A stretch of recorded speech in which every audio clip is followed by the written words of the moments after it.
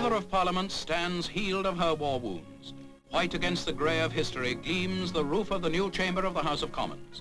9 years ago, the old chamber lay destroyed by Nazi bombs, and the Commons were without their own place of assembly. That was in 1941. Today, the impressive Churchill door, built from scarred relics of the old chamber, give entrance to the new. The House keeps the old intimate atmosphere. For its furnishing, the Dominions and colonies sent gifts. The Speaker's chair is from Australia. The galleries will now hold many more, and loudspeakers make debates more audible. The table comes from Canada. The inkstands from southern Rhodesia.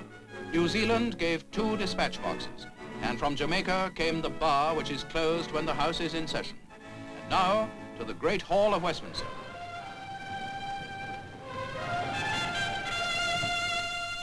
The Speaker of the House of Commons, Colonel Clifton Brown, enters as the High Court of Parliament assembles for the official opening of the new chamber. On the right, facing the thrones, sit the Commons, on the left, the Lords. Behind the Speaker walk men who perform the office of Speaker in the several parliaments of the Commonwealth. By their presence, they pay tribute to the Mother of Parliaments, to whom their own governments owe birth.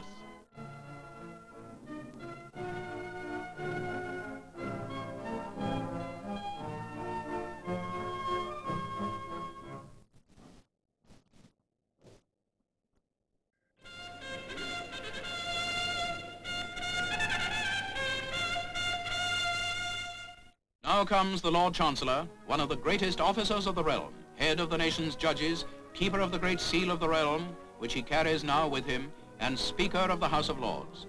And the grey old walls are background to one more colourful scene in their 1,000 years of history. Within these walls, King Charles I heard sentence of death, and Warren Hastings, back from India, heard his accusers.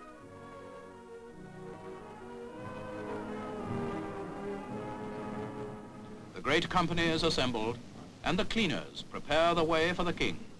Their homely presence relaxes for a moment the tension of a great occasion.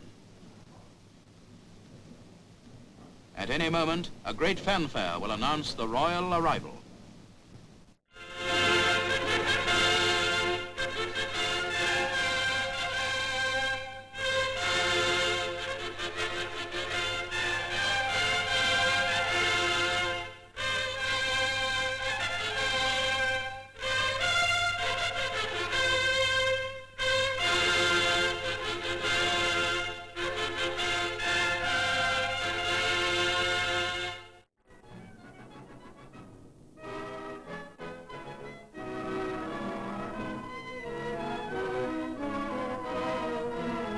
On guard stand the Yeomen, the sovereign's personal bodyguard since the days of Henry VII. Slowly, impressively, the colour builds up, and to it the Queen adds the light blue of her dress.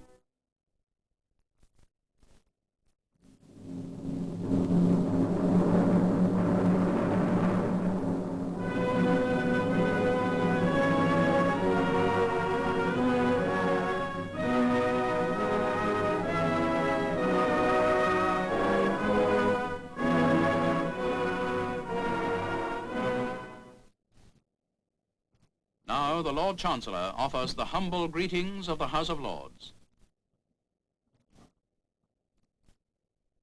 Most gracious Sovereign, we, Your Majesty's most dutiful and loyal subjects, the Lords spiritual and temporal in Parliament assembled, beg leave to thank Your Majesty for the most gracious message which Your Majesty has addressed to this House, and to ask permission to express to Your Majesty the unqualified satisfaction with which we have heard that the Commons chamber has been rebuilt after its destruction by Your Majesty's enemies in 1941 and is now ready for occupation.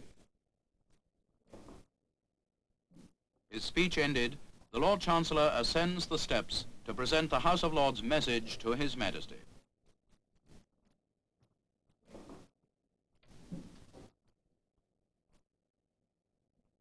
Custom normally requires that he should retire facing the king all the time. But by His Majesty's wish, this is now waived.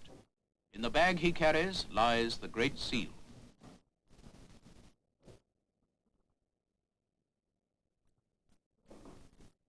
The Speaker adds the tribute of the House of Commons, in whose honor the great company is assembled.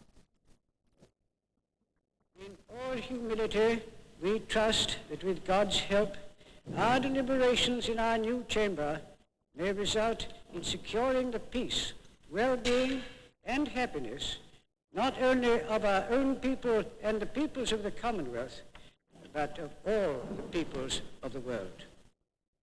And now, with representatives of the Commonwealth Parliaments listening, the King gives his message. I look back with pride and gratitude to the part that Parliament played when this country was in danger. True to its function of expressing the will and spirit of my people, the House of Commons continued with unshakable courage and high purpose to fulfill its duties despite the bombing of its home.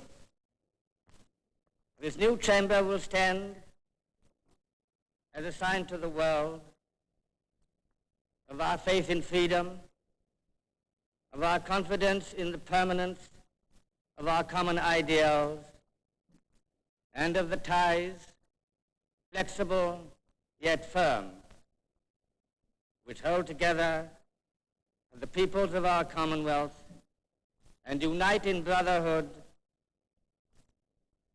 the freedom-loving peoples of all nations. For freedom finds expression in this Palace of Westminster, where free men and women can speak in accordance with the dictates of their consciences, yet with that saving grace of humor and readiness to understand the point of view of others, which has ever been typical of our race. May this chamber long stand to shape the destinies of my people at home. And may the blessing of Almighty God rest upon it and all who labor therein. The ceremony is over, and Queen Mary, before whose eyes so much pageantry has passed, leaves the hall where once she mourned a husband, leaning on the arm of her granddaughter Margaret, and followed by her daughter and youngest surviving son. The pageant passes, and slowly the great hall returns to its accustomed grey. But here, to a world wherein the right of government by the freely expressed will of the people is so often denied, the right of free speech has once more been proclaimed. It is a right which came to the British people through the travail of the ages, cherished by both rulers and people in a land forever free.